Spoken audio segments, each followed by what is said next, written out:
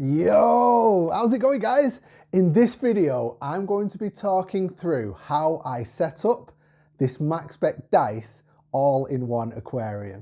Now, I'm going to be straight with you. I don't know why I set the video up in that way, because I don't have an intro anymore. Normally, my Aaron's aquarium intro would be going roundabout now, but I don't have that anymore. So, this is your intro. Yo, what's happening, guys? Good to see you all. It's been forever since I last sat down and made a video like this. It's insane. It's been over 4 years since I last did a reef update video. How mad is that? Well, hopefully it's been worth the wait because I love this tank.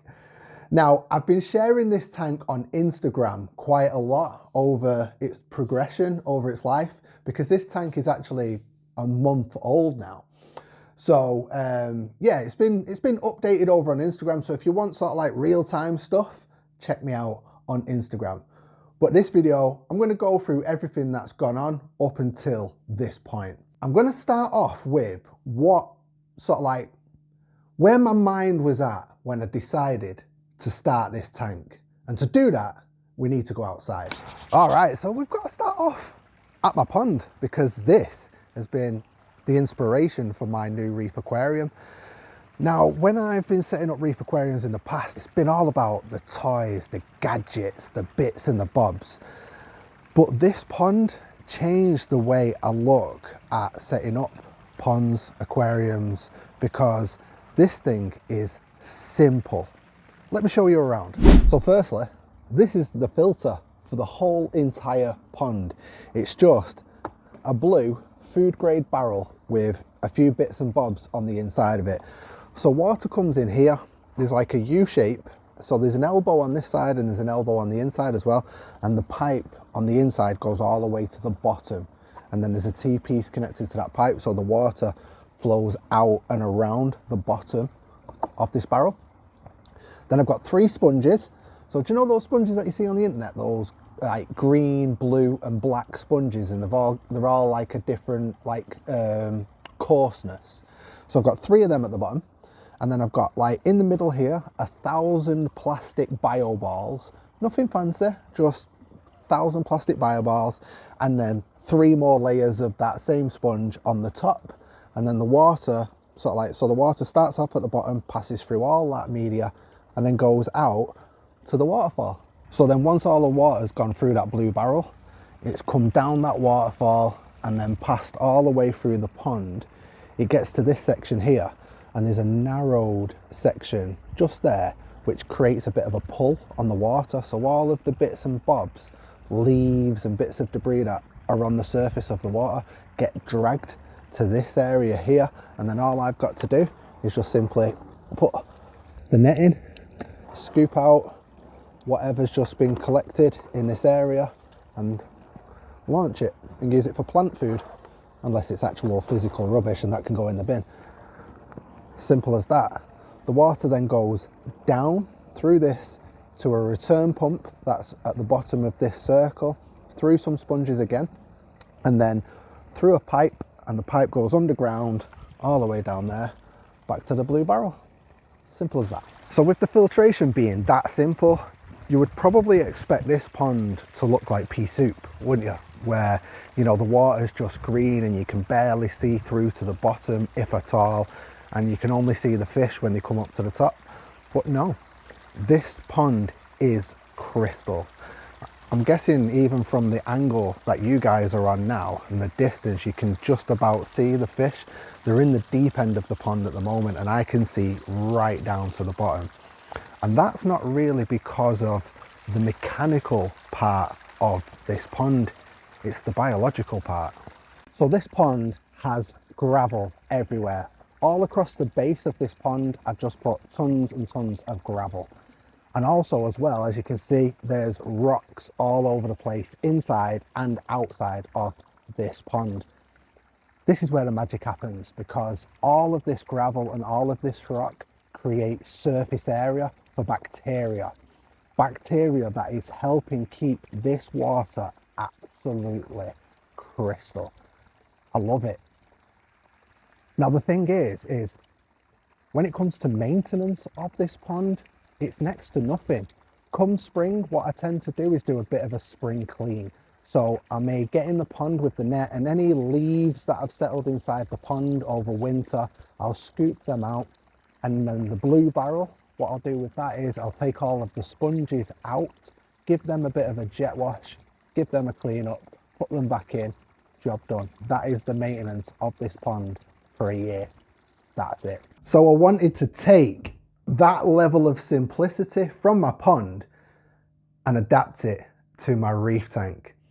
Because my reef tanks have always been massively overcomplicated, and I simply just don't have the time to put into a reef tank like I used to. Back in the day when I was Aaron's Aquarium, you know, my life was reef tanks, aquariums, everything fishy was my life.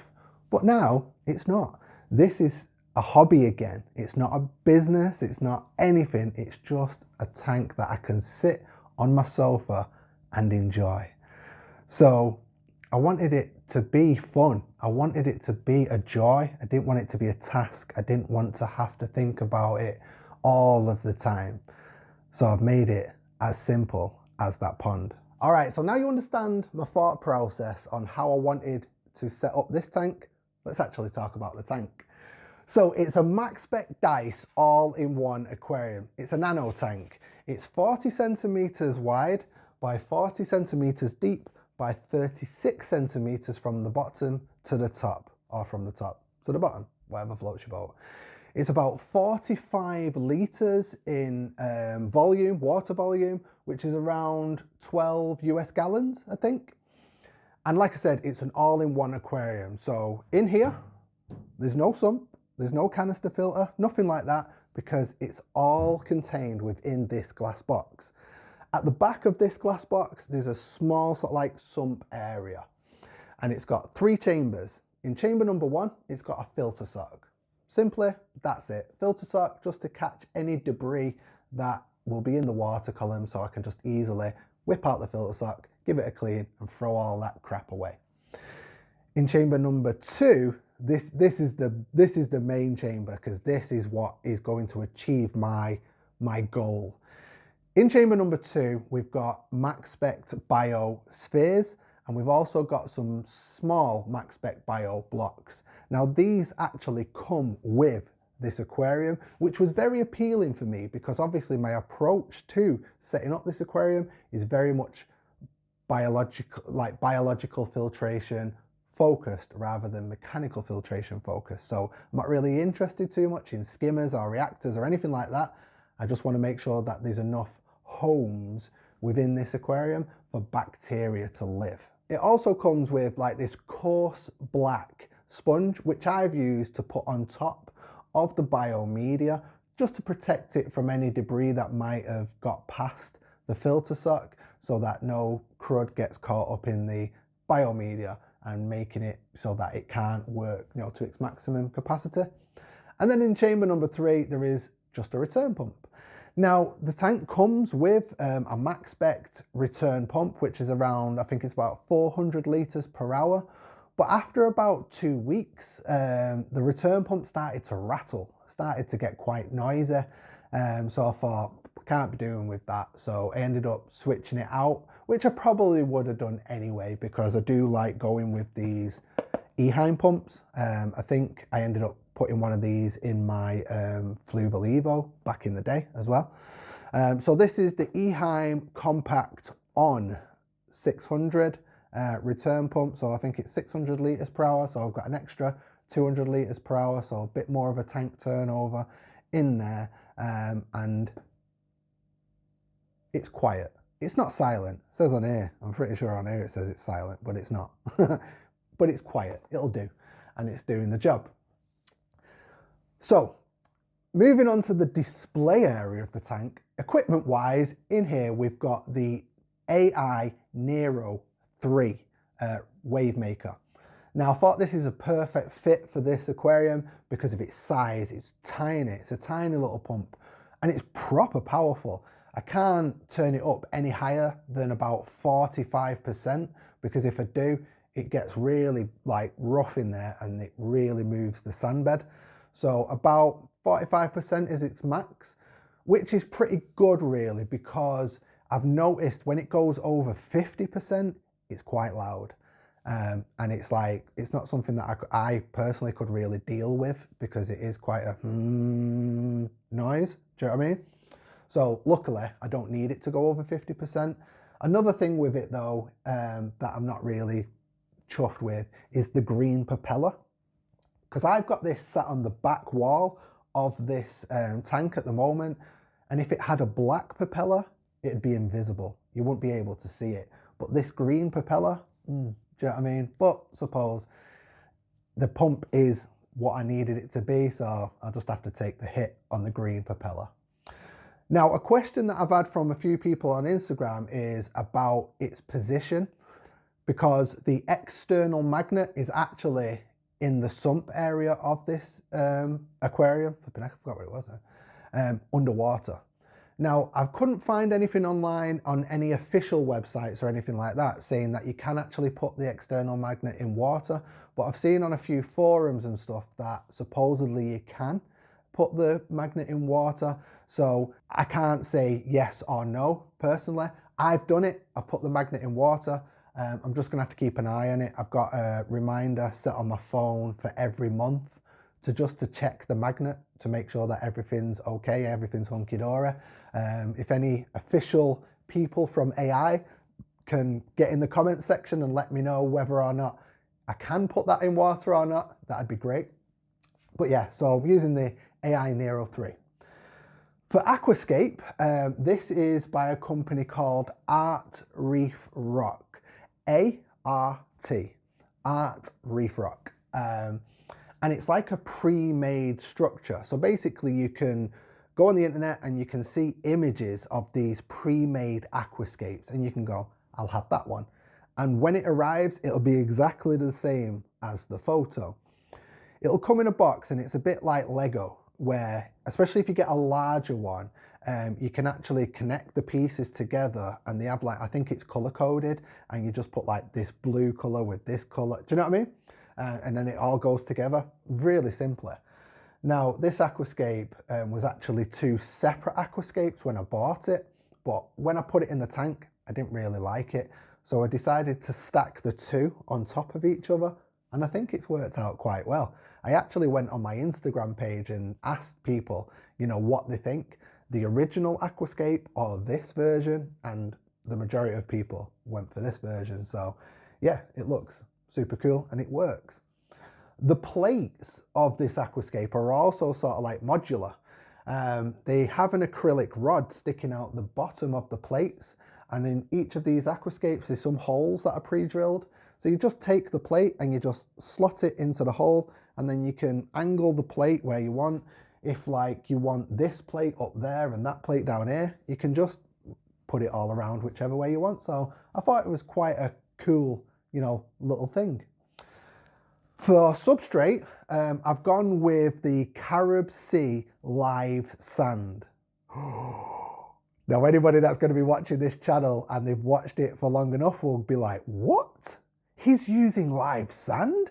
Now, I've always very much been anti live sand, but again, I've matured. Do you know what I mean? I've grown up. And because my approach to this aquarium is very much about biological filtration, I wanted to get as much sort of like good bacteria into this tank as possible, as much variety as possible. So I decided to go with live sand this time around. I also seeded the aquarium with this bacteria. So I did a fish cycle. So do you know when you put fish into the aquarium day one and you also add some bacteria in a bottle? I decided to go with the Brightwell Aquatics Microbacter Start XLM this time around. Typically I would normally go for ATM Colony or Dr. Tim's One and Only, something like that. But because I'm basically coming back to the hobby, I'm going back to my roots in a way.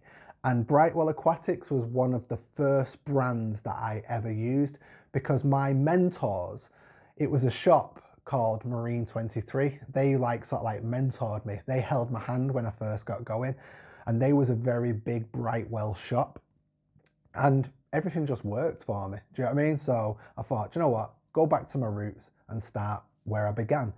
And Brightwell was where I began. So I've been pretty well organized when it comes to this tank. So I pre-thought out the fish that I wanted for this aquarium. I also pre-thought out the majority of the corals that I want for this aquarium. So we'll go through that now. So in regards to fish, obviously this isn't a huge tank. And also I do have to be very mindful of my approach to this tank in regards to biological filtration. I basically need to keep the balance right. I can't have too much waste being produced, and the biological filtration just can't cope. So I'm trying to balance it the other way, where, you know, there's not a massive amount of stock in here, so that, you know, I've still got enough sort of biological filtration headroom, you know, to manage it. So when it comes to it, my thoughts were, I wanted a pair of clowns, obviously standard for a nano tank, and I wanted either a pair of Picassos, a pair of snowflakes, or a pair of storms. They were my choices. I ended up with a snowflake and a Picasso. So a female snowflake and a male Picasso. My next choice was, I wanted a pest hunter. So I wanted something to do a job. And that's why I went with the silver belly wrasse. Great little pest hunter, it will do a job for me. And then I wanted something else to do a job for me, which was to help with any potential algae issues. So I got myself a Pictus Blenny. Not much is going on algae-wise in this tank because I haven't turned the lights on yet, but whatever has been showing its face because of the window, the Pictus Blenny is on it. So he's a proper little grafter. And that was it, really. But once I got all of those things into the tank, it looked a bit empty. You never see the Pictus Blenny. You see him every now and then, but he's not always around. The silver belly wrasse goes to bed about 6, 7 o'clock at night. So when I'm actually sitting down in the evening to enjoy the aquarium when I'm on the couch, it's only the clownfish that are out. So I thought, oh, doesn't look very busy in there. You know what I mean? It looks quite busy now, but at night, everybody's gone to bed. So I went to a local shop to me called AIO, and they suggested getting some Springer's Damsels. Now, obviously, as soon as you hear damsel, you're like, ooh, no, you're all right, thanks. But supposedly, Springer damsels are more placid than your typical damsel. Damsels are typically Jack Russells. They're just nasty little, I can't say the word. But yeah, I did a bit of Googling and I did my own research, and yeah, they are sort of the more tame of the damsels. And to be fair, they've only got her to deal with, and she's a damsel as well, and she's an absolute nightmare. She really is. Not to me, but to other fish, she can be a proper bully. So we end up getting these Springer damsels, and the bonuses with the Springer damsels is they're also pest hunters. They eat flatworms. So God forbid, if flatworms ever get into this aquarium, they should eat them. So winner. So fish-wise, that's it. That's all I've really got planned. I'm just going to monitor now my levels just to make sure that, you know, I can manage the nitrates and the phosphates and they don't get out of hand with the, you know, the amount of stock that I've got. Now, if I find that I can manage the nitrates and phosphates and, you know, keep them down, I might then look at, you know, adding, you know, a few more fish or whatever. Not too sure yet. I don't have anything else planned for the tank. So for now, I'm just going to stick with what I've got, keep an eye on my nitrates and phosphates, see how things go, and then I'll work out if I've got any headroom, you know, to play with. So next, when it comes to my pre-planned ideas, corals. So we're not too far away actually in regards to corals, because like I said, the tank has been running sweet so far. Everything seems to be stabilizing, you know, when it comes to parameters and stuff like that. So, you know, I think what I'm going to do is I'm just going to have the lights on for a week, let them run for a week, see what happens to the tank, you know, see if anything untoward happens, like the dirty stage starts to come through. You know, if everything's, you know, hunky-dory, then I'll start to look at adding corals maybe in the next 2 weeks or so. But for now, you know, we'll walk before we run. So when it comes to corals, my thought process is this. In this corner here, I want a DeRosa clam. I want to put one of those here. The reason why I want it here rather than here is because clams move around, and what I'm thinking, I'm getting into the mindset of a clam here. This window is 3.5 meters long by I think about 2 meters high. It's a big old window. So what I'm thinking is if I put a clam in this corner here, it's going to turn itself around to face this window. And when it does, all you're really going to see is the side shell of the clam, and the mantle you're only really going to be able to see if you look through the side. And it's a bit too difficult to look through the side of this aquarium unless you're looking through the living room window. So my idea is to put it on this side. So if it does turn to face the window, if I put it in a certain position, you're going to see, if you're here, for example, a lot more of the mantle, and the shell will, you know, hopefully be on a bit of an angle so you won't see that much of the shell. That's my thought process. That's me getting into the mindset of a clam. Whether that'll happen or not, I don't know, but I'm hoping so. Then on the aquascape itself, there's a sort of like a V section at the bottom here. In that V section, I want to put a grafted Montipora plate. Now, I've never had one before and I've always wanted one. I absolutely love Montipora plates. I've always had them in all of my tanks, whether it's been a red one or a green one, but I've never had a grafted one, which is like red and green combined. So I want a grafted Montipora plate in there so that it'll grow out and fill that section. And then when it gets close to the clam, I'll just trim it back. So just keep it low so it doesn't shade out the tank, and it'll just be a nice, you know, it'll look nice there.